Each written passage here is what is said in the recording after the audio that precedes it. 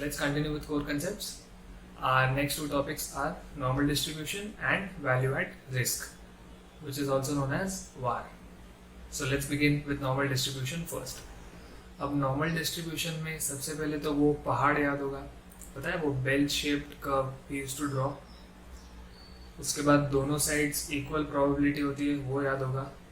Then x scale होता था, फिर जेड स्केल होता था, देन एक्स बार जिसको हम म्यू लिखते थे, फिर जेड स्केल में म्यू ज़ीरो लिखते थे. उसके बाद रिक्वायर्ड प्रोबेबिलिटी निकालने के लिए हम X minus mu upon sigma करते थे, वो भी याद होगा. So one thing which you'll have to keep in mind is जो स्टैंडर्ड नॉर्मल डिस्ट्रीब्यूशन कर्व होता है उसका mean is zero and it has a standard deviation of 1. This is a property which you'll have to remember and we'll go ahead. So normal distribution में क्या करते थे ये याद होगा शायद, बट स्टिल वो एक सेटिस्फाइंग कॉन्फिडेंस काफ़ी स्टूडेंट्स को नहीं आता है कि एग्जैक्टली नॉर्मल डिस्ट्रीब्यूशन में वो पहाड़ क्यों बनता था.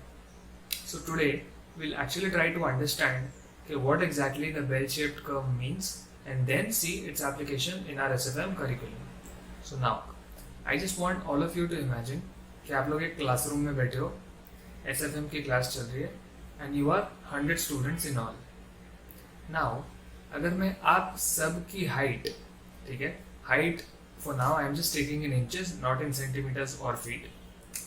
अगर आप सबकी हाइट मैं एक एक्सेल शीट पर प्लॉट करता हूँ, ठीक है, 100 स्टूडेंट्स सबकी height I am plotting on an Excel sheet और मैं सबका एवरेज लेता हूँ. So I am calculating mean here. Let's say mean आया 5.5 फीट. अच्छा 5.5 फीट मतलब इंचेस, सो 5 12 प्लस 66 इंचेस हुआ, करेक्ट. अब मीन आया 66 इंचेस. तो जितने भी 100 पॉपुलेशन वेरिएबल्स है, सबकी जो हाइट्स है, उसमें से majority of the student must be near to 66 inches, इसलिए मीन 66 आया, करेक्ट. सो से सब में भी 65, कोई 64 होगा, कोई 62 होगा, ऑन दी हायर एंड कोई 68 होगा, कोई 70 होगा, कोई 72 होगा, right. So on an average most of the students must be tending towards the mean. वो सारे स्टूडेंट्स मीन की तरफ जा रहे होंगे. कोई ही ऐसा होगा जो आउटलायर होगा. आउटलायर मतलब कोई ऐसा होगा जो हाइट में बहुत छोटा है, से 4 4.5 फीट, या कोई ऐसा होगा जो बहुत लंबा है 7-8 feet. So these people are outliers. So normal distribution says कि in a population, in any given population, the outliers are at the tail of the distribution. So वो जो बेल शेप्ड का होता है उसमें जो टेल होते हैं, दोनों tails, there are 2 tails, right, both sides equal probability, तो 2 टेल्स होते हैं. तो जो आउटलायर्स होते हैं वो उस टेल्स के रीजन में जाते हैं and the probability towards the mean, near to mean, is the highest. So maximum students are following part of the population that is near to the mean, hence that bell shaped curve, and only outliers stay at the tail. ठीक है. This is why there is a bell-shaped curve of the normal distribution. तो सबसे पहले इतना समझ लिया कि normal distribution में वो bell-shaped curve क्यों आता है. That was point number 1. अब आते हैं next point पे कि normal distribution table को कैसे यूज करेंगे to find out the required probability. So now let's read the full question.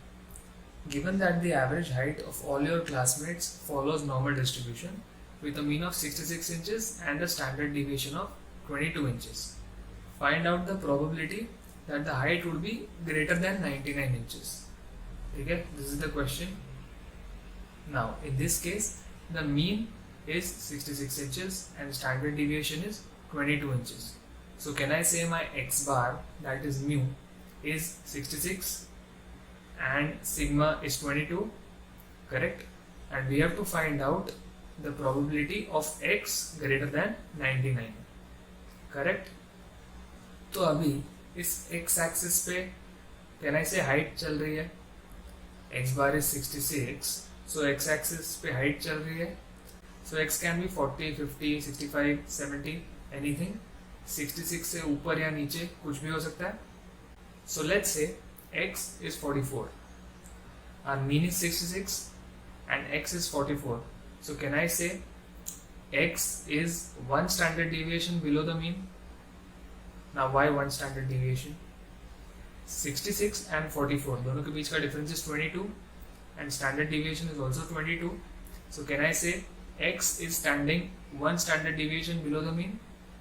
Similarly, if x is 88, can I say x is standing one standard deviation above the mean? Correct? वैसे ही in our question they have asked find out the probability that the height would be greater than 99 inches. So x is 99, so 99 minus 63, the difference is 33 and our standard deviation is 22. So can I say 99 is 1.5 standard deviations above the mean? Correct? अब इस 1.5 standard deviation above the mean या 1 SD below the mean इसका एक conversion formula दे दिया है, which I am sure you will be able to recall, x minus mu upon sigma. तो अब अपने केस में x क्या है 99, mu is 66 and sigma is 22. तो z की वैल्यू क्या आई 1.5, राइट? अब इस 1.5 का corresponding value we have to see in the table. तो ये रहा टेबल. अब 1.5 के आगे क्या आती है probability 0.0668, which means the probability is 6.68%, right?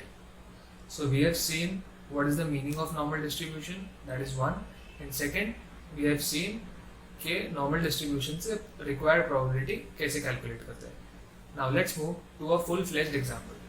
So the question reads, during the appraisal of various international projects, a company is considering a power project with the following information about its net present value. तो NPV की information दी है dollar millions में and its probability. Find out the probability of negative NPV if the management has specified that the maximum probability acceptance level is 10%. Maximum मतलब 10% से ज़्यादा acceptable नहीं है. Using the concept of normal distribution, state whether the project can be accepted. अब normal distribution है मतलब mean and SD ये सबसे पहले निकालना पड़ेगा. Now I am assuming mean and SD calculate करना for you should not be difficult as we've already seen in part 1, right? So let's say आपने mean और SD calculate कर लिया and mean comes 27 and SD comes 24.62. Now we'll use this information along with normal distribution and calculate the required probability. तो normal distribution में सबसे पहले तो पहाड़ अपना bell shaped curve, right? Bell shaped curve बनाएंगे, x axis लिखेंगे, z axis लिखेंगे. अब mu है हमारा 27, standard deviation is 24.62 and we have to calculate the probability of negative NPV. मतलब कहना से x is equal to 0 लूँगा यहाँ पे मैं, right?